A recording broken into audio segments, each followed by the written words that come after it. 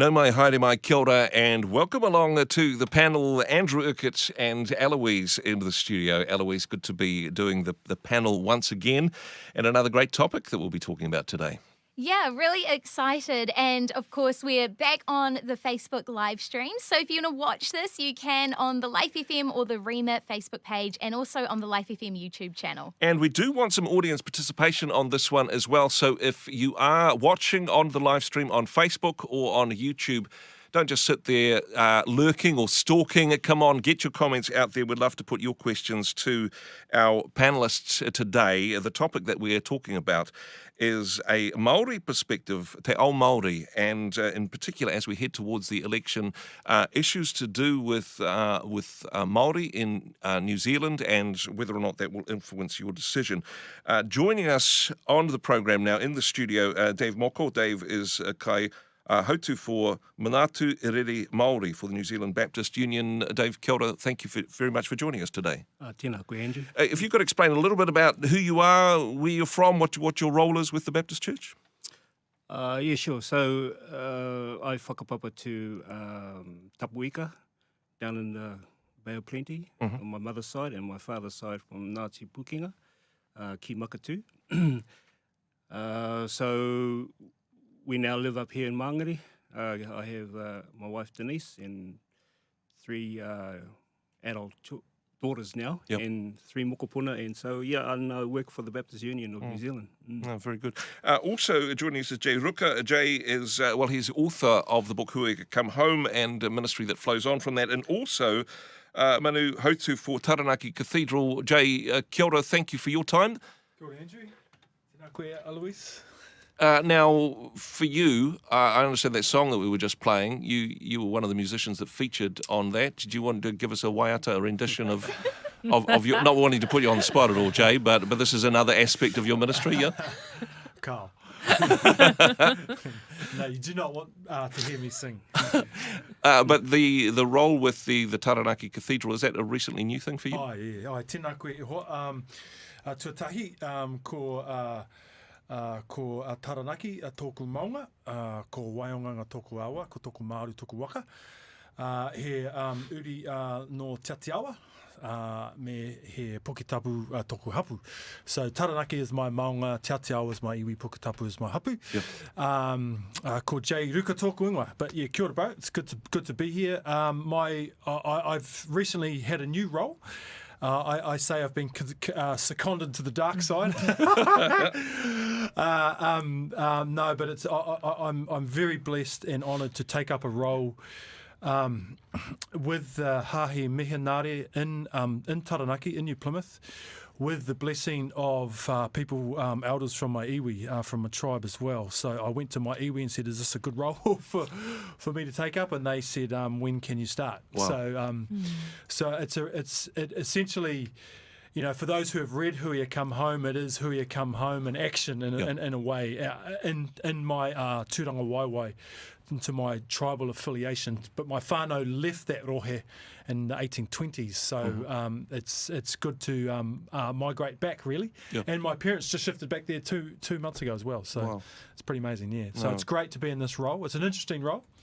Not without its difficulties and challenges, but I'm feeling the mojo. Well, so very much appreciate your comment and for you to be able to be here today. Also joining us is Naomi Reese. Naomi, a new surname for you, still getting your head around that one. Recently married, nice to take time out of just at the end of your honeymoon to join us here in the studio. Kia ora koutou. Now, I've heard you described, I think you've described yourself as Ngāti Pākehā, is that correct? Ai, ko Rangiuri te Maunga, ko Himalaya te Waka, ko Kaituna te Awa, ko Ngāti Pākehā te Iwi. Ai, ko Naomi Reese Nicholas, tōku ingoa.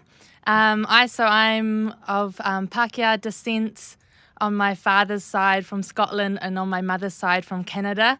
So listeners that are wondering why we've got a Pākehā talking about Māori perspectives, I would say that I'm a Pākehā that is passionate about tangata Māori, and believe that it's important that Pākehā are advocating for the flourishment of Te Ao Māori. Well, we certainly appreciate all of your perspectives. And for people watching us on the social media stream, we'd love to hear from you as well, whatever iwi you're from, or perhaps Ngāti Pākehā, or whatever part of Aotearoa you are listening in or watching in from. We'd love to get your perspectives on that. On Facebook Live, on Rima and Life and Shine TV. Do check out the live stream there. We'll be back with some more questions for our guests. That's coming up in just a moment. Okay, welcome to people on the Facebook live stream. We are just in an ad break. We've just done our introductions to our guests. You guys survived the first round. That wasn't too tough, was it? Not too tough at all. No. Man, to all the people on the media out there, they could have some quick questions in between on ad breaks. Yeah, exactly. Yeah. If I knew I could say as much as what Jay said, I would have said it. Oh, sorry, Dave. We won't make you go first again. I was being polite. Wow. Oh, yeah, or maybe it's just as well because we don't want to run out of time before we actually get down to this topic. But that's all good. And you've got an update on how many people are on the stream. We can talk about people specifically. There are people watching, eh? It's not just Yeah. It's not just staff. No. Or family members or There's anything. maybe 30-ish Oh, yeah, that's people not at the too bad. moment. Yeah, that's for the opening seconds. That's not too bad, eh? I don't know your parents in me. Man, it's crazy. They were just like that. They Awesome. sold the whare in Taumaranui, and now they're Wow. living down there. Ka pai. Living the dream. Crazy. Awesome. I got part-time job on a funnily enough, with an Anglican serviced home for young rangatahi just coming out of SIFS care. Awesome. So just a transitionary home to help us. Just about a minute to go from live, and yeah, just a reminder. I mean, that's fine what you're sharing, but just know that people are watching that. So mum and dad, if they're watching, just be careful what you say about your mum and dad, because it's on the live stream, Jay. Don't want to get you in trouble. Kia ora, mum and dad. I was thinking, going out to those 30. Well, yeah, exactly. They may be one of them. Still on 30, or are we climbing? Yeah. Okay. Oh, yeah, more than 30 now. More than 30 now. Okay, we are 30 seconds away from live. Just transfer you, and we'll put the mics live to air again at the beginning of this break.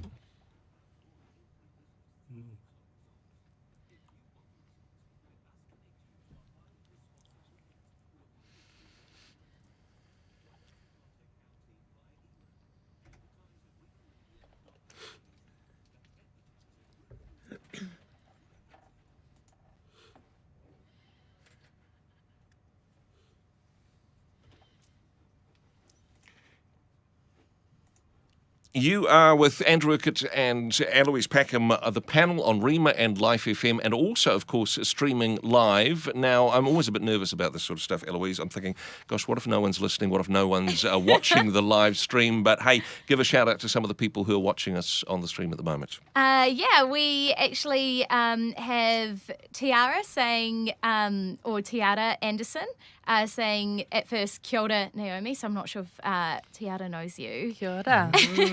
Everybody knows Naomi. Winning the panel race right now. Yeah. Everybody knows. She's even more famous now. She's got Nicholas. Oh, Yeah, too exactly. famous. Exactly. Can't hide. Any questions for the panellists No yet? questions at the moment. Just a shout out, Naomi. That's good. It's good stuff. Ka pai. Yeah. Well, hey, do keep the questions.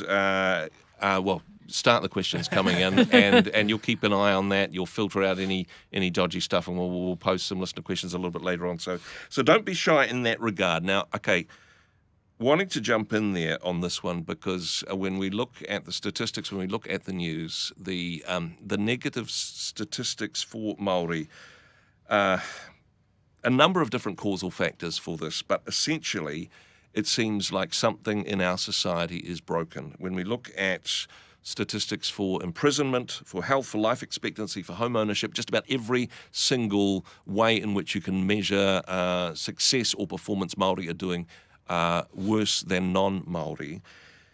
This system doesn't work for Māori. In fact, it seems like it's stacked against them. Jay, what's your thoughts on that? I don't know if you should go to me first. Oh, Sorry, guys. You wanting This to tag? Is the end of the interview. Tag. We're going in the deep end. If you want to tag to somebody else, feel free to, but just wanting to get your thoughts on it. Okay, I'll yeah, this is a big one, but essentially, it comes down to, for me, the issue at the top of the cliff, if we want to use that metaphor, is the privilege that comes with land ownership. Yep. So I think fundamentally it is a reflection of a loss of land from. So the root cause of those issues is the loss of land. Yep. The loss of land, the loss of wealth, the loss of the ability to generate generational wealth and generational well-being. So I think that those things are the cause of these these issues. Yeah. So it's very cool to have, what I think, copious amounts of iwi, whether it's iwi or hahi, are doing incredible work helping out on certain areas, but the cause and the root cause is mana over whenua, or not over, mana with whenua.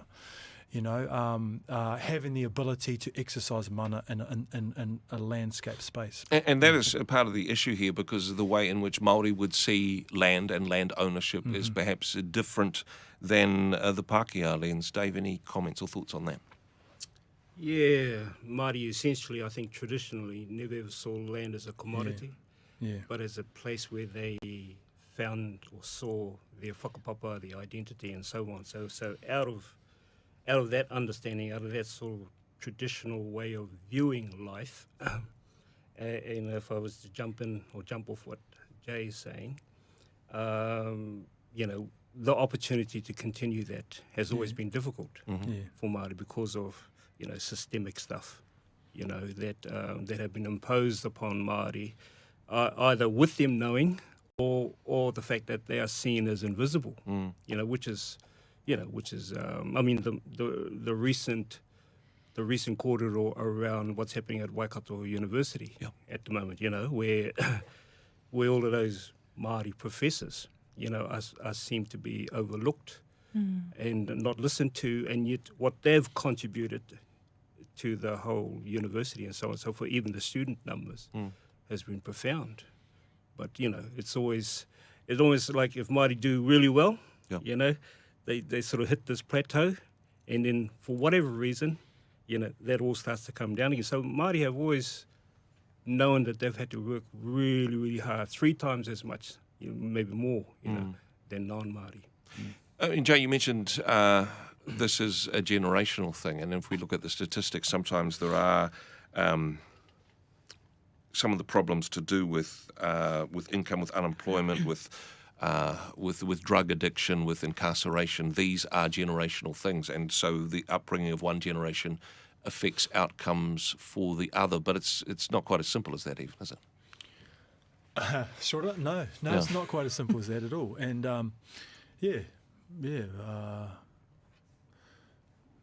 I'll throw this one to Naomi. Don't worry. I'm not going to leave you hanging. Naomi, do you have any thoughts on the generational aspect of how to break some cycles when it comes to these difficult outcomes?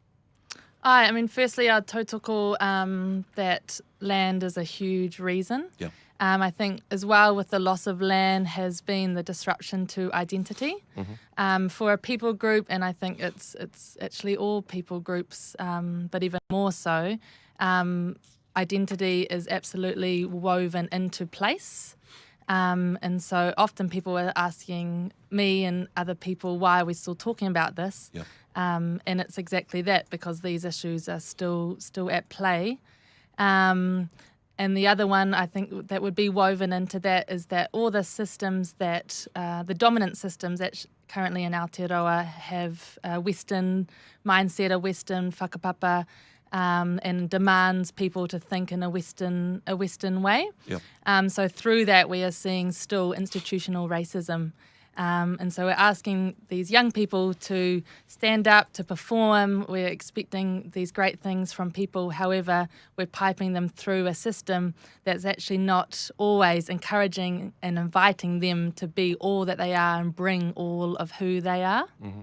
We certainly welcome comments as well on our Facebook stream. If there's anything you'd like to say, any questions you'd like to ask the panellists, do comment on our Facebook stream, Life FM, Shine TV and Rima. That's happening at the moment.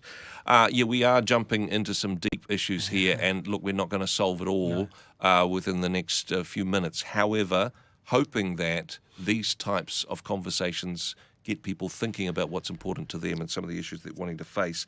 Just wanting to throw another one out there, and Dave, going to you first on this one. Colonisation seems to be a big issue that gets blamed for a lot of the systemic problems that Māori are facing. How would you define that and how it continues to impact Māori? I think from a Christian point of view, I think when we look at theology, how it was introduced to Aotearoa New Zealand, I mean, the population was predominantly Māori. Yep. And Māori took hold of that message, the good news of the gospel, and they ran with it, I think the most successful messengers of the gospel were Māori, because they were the only ones around, right? But somehow that got stopped, and so I've always asked the question, why? Why did that stop? And I think largely because the view of theology, as what Naomi said, come from a Western perspective. Yep. And so did colonisation, come from a Western perspective. Now, the word colonisation comes from a base word of colon, the thing that eats you up, Yep. the thing that you hold within within your tummy. Yep. And so a friend of mine said to me, a good friend of mine, Packham leader, he said to me, you know what, Dave, if it wasn't for us, you fellas would have eaten yourselves off the planet, because of, what's the word? Cannibalism. Cannibalism. Yeah. I was going to say kai tangata. Kai tangata, that's the one. Yeah. But I said, okay, all right, but then you guys came along with cannibalism anyway. Yeah. What do you mean? I said, that's what colonialism is. Yeah. Because cannibalism was about taking the mana completely away, destroying somebody's mana, but by taking it in, taking the flesh in. But in many ways, that's what colonisation did. Yeah. It kai tangata, it ate us up. And so I think for Christians, we have to consider theologically, how do we look at this, in a modern, in a way that's a different type of consuming. Yeah. A way in which we can all be part of the answer, to colonisation. Any comments from other panellists on this? Yeah, I think this ties back to even the last question you asked Naomi, but so systemic colonisation started here around August 1839, right, when the New Zealand Company came out. And so just as an example, William Wakefield bought off Te Atiawa in Wellington. It was the equivalent of about £400 of trinkets, of stuff, suits, muskets, gunpowder, pots and pans, all this sort of stuff. Now, that was £400 worth of stuff to roughly 6 hapu, so roughly 600 people. Mm-hmm. So they had to divide that stuff up. Now, given money didn't mean much to Māori at that stage, that same season, William Wakefield made £200 personally of just a bonus payment by what he made by his work, what the New Zealand Company paid him. Another whaling captain from Sydney, he made £300 personally. Yeah. So here's £400 worth of trinkets being given in exchange for Wellington to 600 people. Yeah. So in anyone's scale, it doesn't match up. It's always been out of balance, and it still in the is. society of the English at the time, and in this, it doesn't add up. So colonisation, the root of it, is the economic trading of land. That's the root of it. And until New Zealand actually realises, oh, that's the root, we have to think our relationship through about the land, the way we relate it. When John Locke wrote his economic theory back, 100 years before this time, it was all based on land ownership and therefore land sales. So the Western system of economics is built on the commodification of whenua, something that is completely foreign. So any New Zealander can go, oh, the land. But we have to what we have to do, we have to understand it. We have to go, oh, hang on, it's because I have a business plan. It's not my awesome business plan or a bank will loan me money, right? It's where's the business going to be? And who owns that? So the whole orientation around economics is primarily based on land ownership. Now we're shifting to there's a big transition into the information age. But that's a scary different topic. But, no, certainly. Now, part of the reason for our conversation today, of course, is to help people to make an informed and prayerful decision as we head to the polls on the 17th of October. If this is an issue which is important to you, if this is something which you have an opinion on, or you'd like to ask a question of the panellists, people can get in touch through our Facebook page. Eloise, any comments or questions coming through? We've got some great questions already, so I might throw one out there. Dale has said, I'd love to hear advice for Pākehā learning to engage well in bicultural issues and how to avoid tokenism. Do you have thoughts on that? Naomi, do you want to jump in on that one? Sure. Marry them, me. Just marry them. No way. I think people can't. Tokenism, I think, is a matter of the heart. So I can't look around and judge who's being token and who's not. I think that's for Te Atua. I think that's for our Creator. And I think one will know themselves. If you are genuine about change, if you're genuine about making shifts and adjustments, I think you're in a good way. So how to engage? I would say to do it softly, to do it lightly, and be prepared to spend some time just listening. Be prepared to just close our mouths, which is not something the dominant culture is used to, and just go in and being a part of what's already going around. Try to find a space where you're not actually adding work to what is already a strenuous workload around marae and around te ao Māori. Go into a space and when appropriate, who I work for, we love the model of serving side by side. It's an incredible way of gleaning knowledge, connecting, hearing about the stories, and actually just seeing, like we're talking about today, seeing the issues that are present by actually just having your feet in the marae, find out who your local hapu are, who your local iwi are, and engage in the activities that are actually already happening alongside you. No, very good stuff indeed. Some more questions. We'll get to those in just a moment, but keep them coming. You can, of course, comment on our Facebook feeds for Rima, for Life FM and for Shine TV, streaming live on those platforms and also on YouTube and live on Rima and Life FM at the moment. Back with more from the panel in just a moment. Good answer, good reply. Yeah, very good. Brilliant. And hey, keep those questions coming through. We're just in a commercial break, so we'll be back in a couple of minutes. But yeah, and let every other people know on social media what you're watching. If they can't watch it at the moment, they can watch the stream later on. But do check this out. Let's get people talking about this issue, an important one as we head to the election. Thank you. I think, and questions coming through. That's all right. Yeah. Oh, good. Yeah. Already There's a few. Eloise wasn't sure that we'd get many questions, but we're doing all right. Yeah. Yeah, hard to know, eh? Yeah, it's just, Yeah. That's In the morning. with broadcasting, it's like bowling in the dark. You know, you think, I heard something. I'm not sure how many. Many. Yeah. What? That's not That's a seen great in the church. metaphor. Yeah, it That's is, not eh? seen in Yeah, man. By culture, that's not seen And- as, racial marriages or anything like that. Somehow it's a theology that locks us out of understanding that. Or not even wanting I feel like to know this question, right. quite a big question. Yeah. What are the key solutions for Māori to move forward, and what role does the gospel play in all of this? Oh man.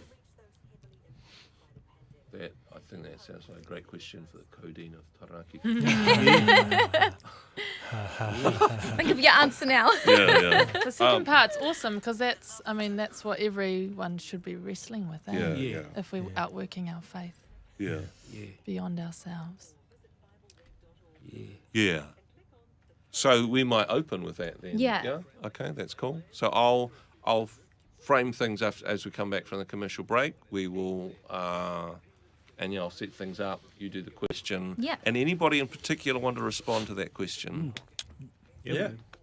Yeah. Give it a crack. We'll Who jump wants to in. go first? You want to go first? You want to go first, Dave? We can all speak to the gospel. Oh, exactly. No, you go first, bro. Yeah. Yeah, we can. You'll have a crack at that. Yeah. I suppose we are still 30 seconds from live.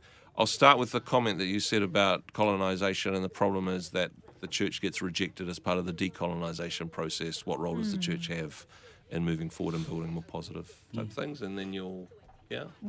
okay, cool. We are 25 seconds to live.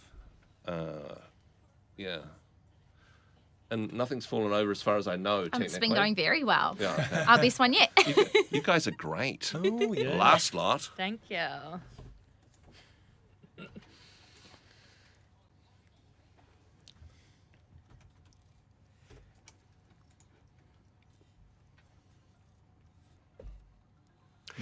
You are with the panel. Thank you so much for the people that are watching on the live stream and for the people listening on the ordinary radios, right?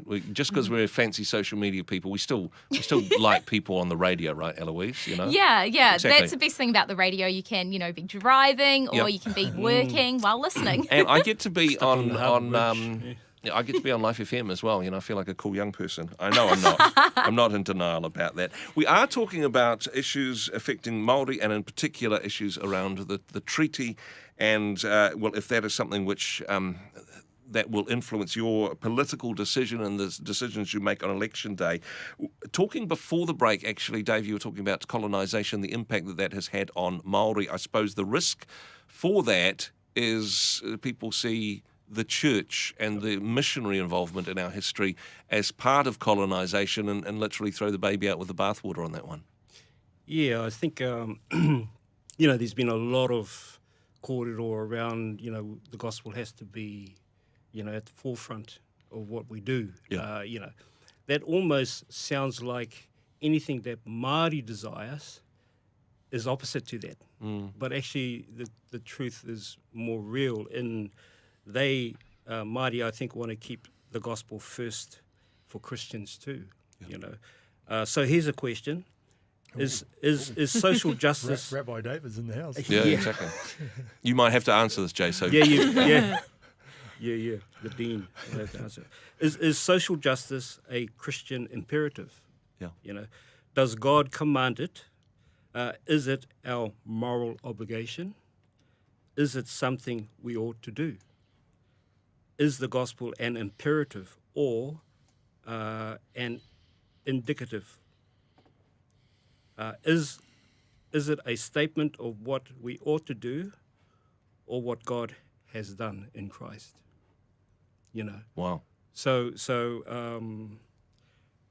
keeping the gospel first for non-Christians, what are our moral obligations?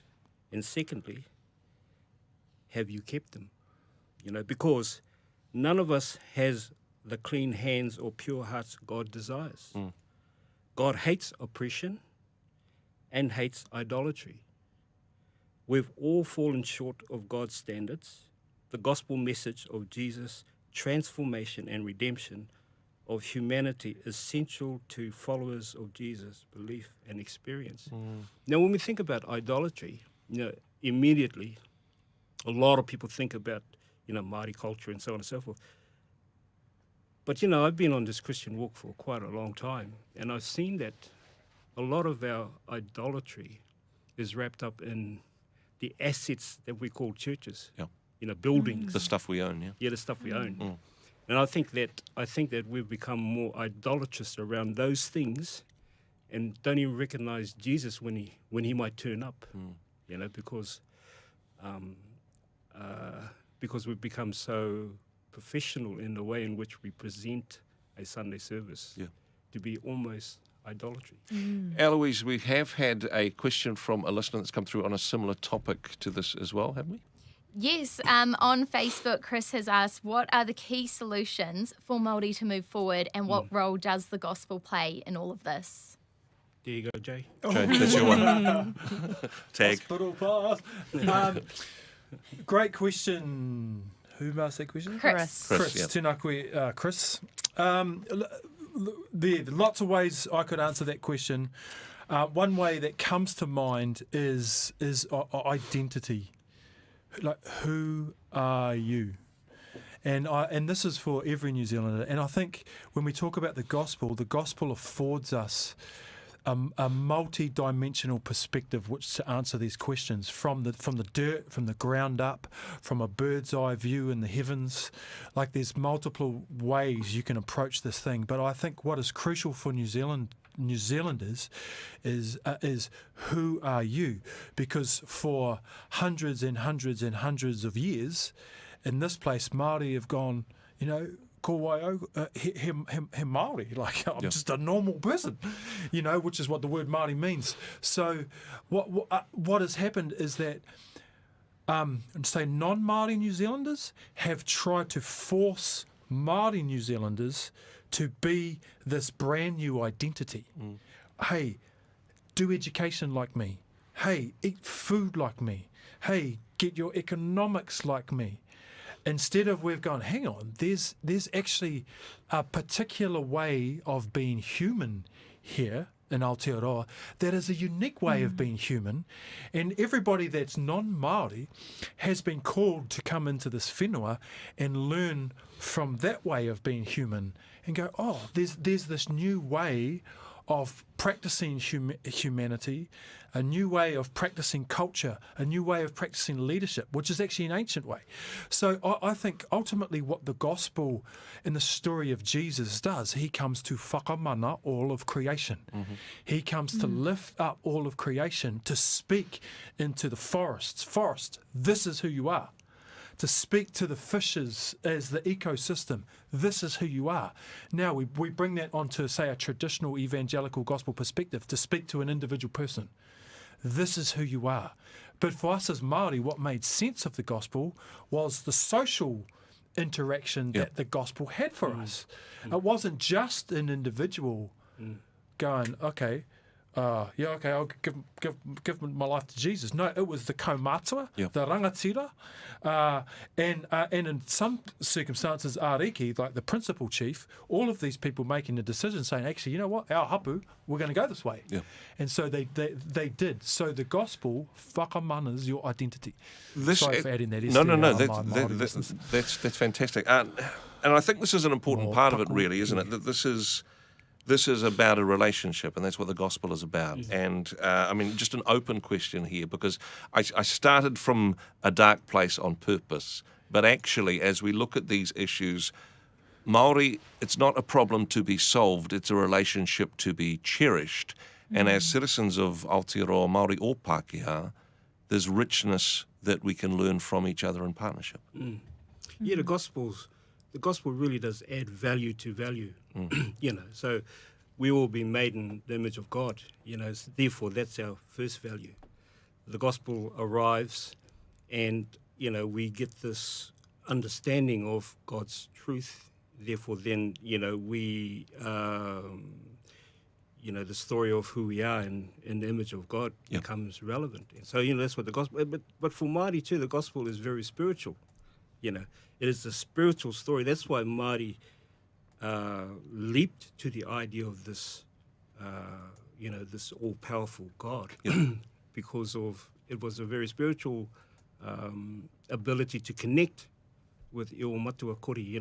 Prior to that, all of their connection was done through a priest, if you like. And to Jay's point beforehand, I suppose that part of the colonisation is to say, well, okay, the Pākehās arrived, so therefore this is the new way of doing things, rejecting, I suppose, the precious Māori viewpoint. For Jay, your own personal story, you're kind of like a born-again Māori, and in fact, rediscovering that taonga, that treasure. I'm sorry if that. I don't mean to be insulting to you. I mean that as a compliment. But you've gone on that journey of rediscovering that treasure for yourself in your life. I have, and I mean, part of the story I didn't write in Hui Come Home is, and that's the prequel of this was, randomly enough, of me being in England. And a fire that we know, Donna Jordan, did her teaching on hearing the voice. You can't see this on the radio. I'm doing Speech marks, speech marks, hearing the voice of God. They'll see you on Facebook. Yeah. But she asked us to go away and ask Te Atua, a couple of questions. The first one was, God, what do you think of me? And so I'm walking in this lovely English countryside, hands in my pocket, feeling, I've asked this heaps of times. I said, okay, God, what do you think of me? Now, I wasn't thinking about any of this at all. What came straight back to the core of my mind and my spirit was these exact words: Jay, I think you're Māori. Wow. And I froze because I was like, hey? I don't even think I'm Māori. I'm that riwa, potato, white on the inside, brown on the outside. Yeah. But what it meant for me is that it actually took the voice of Jesus saying, Jay, to me, I see you as Māori. So whenever I'd walk into Māori environments, I feel like that egghead, like that guy that should look like he knows what he's doing, but never knows what he's doing. Yeah. But something happened in my spirit that day that just like this toe. Just this settling happened as God spoke to my identity. He spoke onto the inside of me, and my discipleship in the church was like, no, you've got to lay aside your culture and put it down or whatever to take up Christ and therefore Christianity. Yeah. But it took the voice of God to say no. Who you are as a Māori person, who I am as a Scottish person, right? One of my English rallies married the first Chinese immigrant into New Zealand. So, hey, here, licorice, all sorts. But it took God to say that culture is important to Te Atua. Is there part of the problem here, and I know from some people's point of view, they say, well we've got separate systems, that Māori and Pākehā, and we've got different electoral systems, and we've got different the Māori role, and you choose which one that you're on. But actually, there's an aspect of who we are in Christ, that there is no Jew nor Gentile. Yes, our culture is important, it's part of our identity, but if we develop systems which are you either this or that, rather than one under Christ, actually that increases the division between the peoples rather than, I suppose, encouraging the partnership. Naomi, what's your thoughts on that? Yeah, I think we need to be very careful about that scripture. I think that scripture has been misused countless times. And reflecting on Chris's question, yes, the gospel has answers, and I would demand it actually of the Lord, if that's okay with theology, that the Lord and the gospel will have the answers because we believe in a living text. I believe that my faith is not something just for Naomi, but rather it's something to understand how I walk out my life in Aotearoa in 2020 as a Pākehā that's been called by God to live alongside Māori. So with that scripture, I think we need to hear very carefully, I think, what's been said and what's not been said. So to echo what Jay has said, God absolutely wants us to be who we are. And I think sometimes we can be scared that we need to be the one with those inserted fingers to be able to live harmoniously. Rather, I think the Lord is saying through that and through various teachings that we can be who we're made to be, and by understanding His ways of honouring one another, which includes honouring covenant, which includes understanding issues of land, that it's actually we can be not one as in one identity, but rather in unity as one. I mean, sorry to use your life as a metaphor, but it's very much like a marriage, isn't it? Two separate people, but in unity together.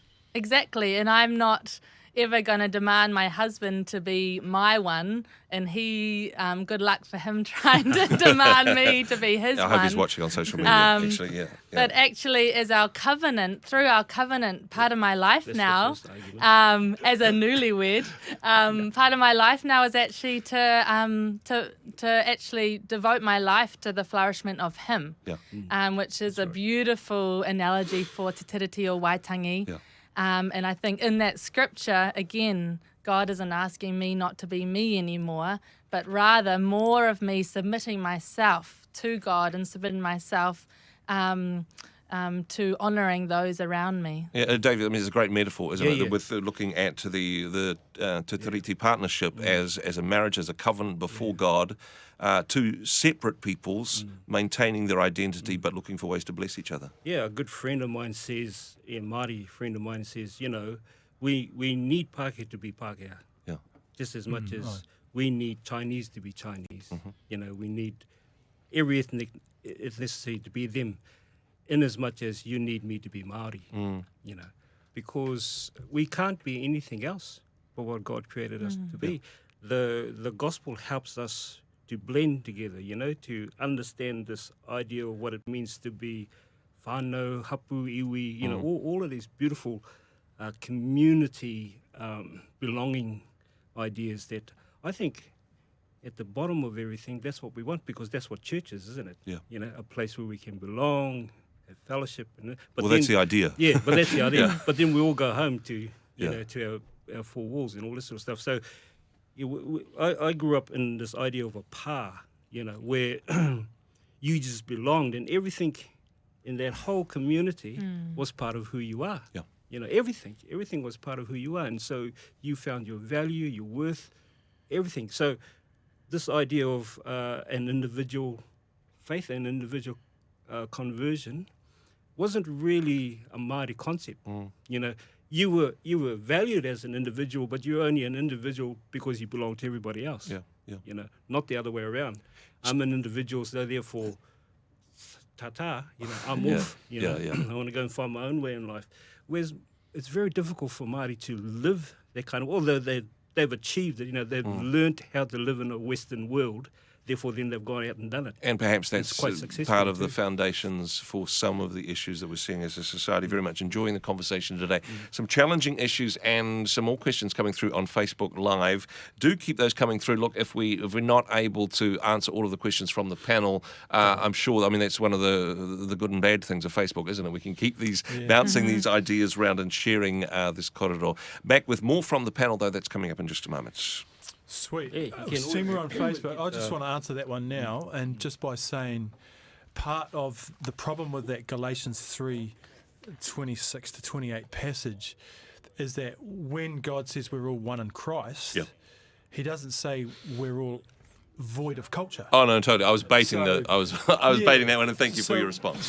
What people assume is that yes, we're all one. Let's just be one, but we're still speaking English. We're still eating mashed potatoes and Wiener Schnitzel, whatever it is. All of it is a cultural expression.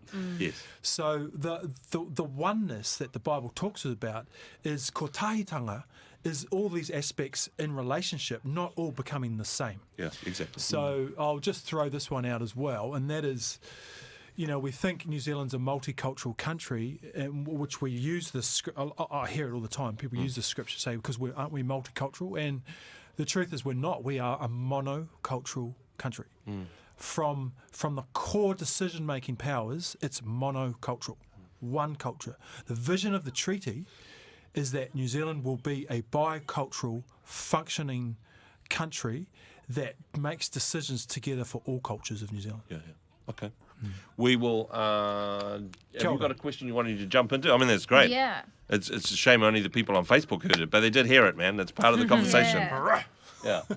Yeah, I've got a question. Should Māori be working in the current government structure, or should it be a partnership that comes from the outside? Okay. What does that mean? Should they be working in the... Jumping in. Is this going live? Yeah. Or do you want to say that question live? Yeah. Okay. You are with the panel, Urquhart and Eloise Packham. So lots of questions coming through, and seriously, For people that are only listening on the radio, you missed an amazing monologue from Jay during the break. You said it really well. I won't ask you to repeat that as we're coming up to 10 minutes away from 12. But yeah, it was gold. Check it out on the live stream. I know we're recording it. People can watch it back later. That's how it works, right, Eloise? Yes, yeah, we're live on Rema and Life FM's Facebook page as well as Shine TV. Now, lots of questions coming through. We won't have time to get to all of them, but let's kick off the final section of the panel with another question from somebody on social media. Yeah, Janine has asked, should Māori be working in the current government structure or should it be a partnership that comes from the outside? Is there any Māori movement that is doing this successfully? Okay.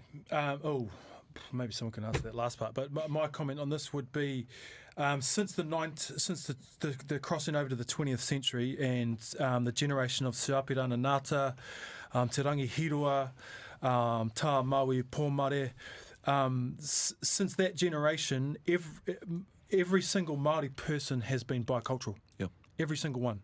Okay, not every New Zealander. Every New Zealander is mostly monocultural, in a high percentage. But so the crown structure is a Pākehā structure. As Māori, we are a bicultural functioning people, so it is our place to be operating within the crown structure. But the vision of the treaty is that the crown structure would operate and function in partnership with the rangatiratanga of the chiefs of Aotearoa. Yeah. So Māori, tūturu Māori, right? There needs to be a structure where hapu and iwi representation are making decisions for the landscape, for every law in this country that does it in partnership with the Crown. Can I ask the question another way, perhaps? And Dave, will get your feedback on this one as well. The current system that we have, because I get your point, Jay, that this is community decisions rather than individuals, which is the political system that we have. But the current system, a Māori role, Māori electorates, Māori votes, a Māori party.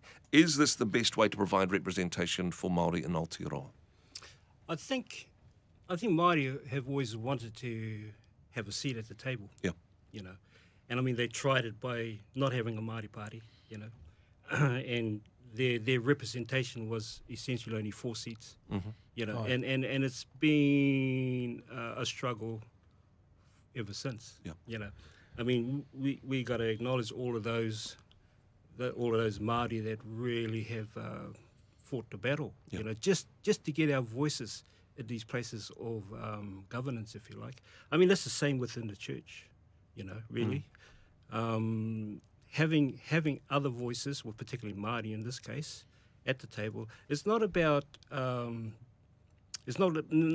to make everybody Māori, but actually helping people to understand there is another way of thinking in this land that actually can bring a perspective of the gospel in a different way, into government. I mean, the fact that at least it's because we're Māori, we're allowed to have karakia, in Parliament, that sort of stuff. And I don't understand why a lot of Christians don't appreciate that. And I think it's because they lack the understanding of what they're praying, what are they praying? Who are they praying to? All that sort of stuff. Now, that can be just a simple, sort of helpful tool that Māori can offer. We are coming to the end of our time, but Naomi, just bring your perspective in on this. Are things getting better? And I mean, open mics, other people can chip in on this as well. Are things getting better in terms of our society understanding the political understanding of the role of Māori, the importance of Māori in our society? Is there a general better understanding of the issues involved in our communities and our churches? Naomi, we'll start with you. Well, I'm an optimist, so I will say yes. However, I would say we've got a very long way to go, and I hope that people see it as an opportunity. I think it's an incredible opportunity that we have right now to make change, to bring a whole new turning into this, to hopefully can answer it with an even stronger yes, that my daughter might sit here and actually be able to fully believe it, not just with optimism, but actually with her eyes. There is, I suppose, it is a difficulty to measure this. I mean, the Pākehā would bring out all these statistics and say, oh, Māori aren't doing as well as Pākehā. But actually, Dave, to your point beforehand, if it's a marriage, if it's a relationship, you don't have a point where you arrive, okay, we've solved that one. Naomi, the bad news is that marriage is a puzzle you never solve. You have to work on it for the rest of your life. Sorry, that was in the fine print. But actually, perhaps this is a journey we continue to be on. There's no, okay, we've solved that problem. Yeah, well, you know, a good marriage is a loving one, isn't it? You know, a good relationship is a loving one. And if you're committed to each other in a marriage and you're committed to loving each other, then, you know, you want the best for the other person. Yeah. You know, and I think that's what the gospel offers, you know, in this bicultural world, you know, that we're gathering momentum to understand, particularly in the church. If we do love, you know, if we do love Jesus, he says, well, love everybody else. Yeah. That's how you demonstrate your love for me. And I think it begins in the church, you know. If we can demonstrate that real Christ-like love for each other, then hopefully, you know, the world would see it and say, you know, there's nothing wrong with their God, you know. And so they might jump on the waka too. You know, it was all these sort of beautiful metaphors. But I think the truth of the gospel is love, you know, and how we demonstrate love one for another. I suppose that vision for the future, it's not just, I mean, we're talking Māori issues, but this isn't just for Māori to participate in. This is something for all of us, particularly within the church, but in the broader community to solve. I mean, Jay, Naomi kicked off with optimism. This vision of an equitable society where Māori and Pākehā are able to equally participate and benefit from the society, is that too idealistic? Is that achievable? Look, if you're a follower of Jesus in this room, which in this audience, who obviously I would imagine that most people are, then it's an imperative in regards to our spiritual whakapapa. It's what our missionary tupuna, they made a lot of mistakes, but at the core of what they believed and why they came was to raise the Māori world up, or to assist the Māori world of participating in the international community. So I think there's an imperative call for us to see the success of Māori happen, and it's the heart of the gospel, the heart of the story of Jesus in this land, to see that happen. And when that happens, the creativity of the indigenous mind being married with the Western mind is going to create solutions that the Western world cannot come up with. The Western world is eating itself to death. Who's going to save it? Te ao Māori. Well, I think that's a wonderful, optimistic place to end. Jay, Dave, Naomi, Has to get better. Thank you so much for being part of the panel today. Thank you so much for everybody participating on social media as well. Eloise, lots of people watching the stream, and hey, if they're enjoying the korero, the conversation, don't forget to recommend it to your friends on social media, right? Yeah, so many people saying that it's been encouraging listening this morning to this. So really cool to hear from people. And if you want to obviously watch this again, it's going to go up online a little bit later. Kia ora. Tēnā kōrua. Kia ora, Tēnā koutou. kōrua. You're perfect for radio. You're perfect for TV.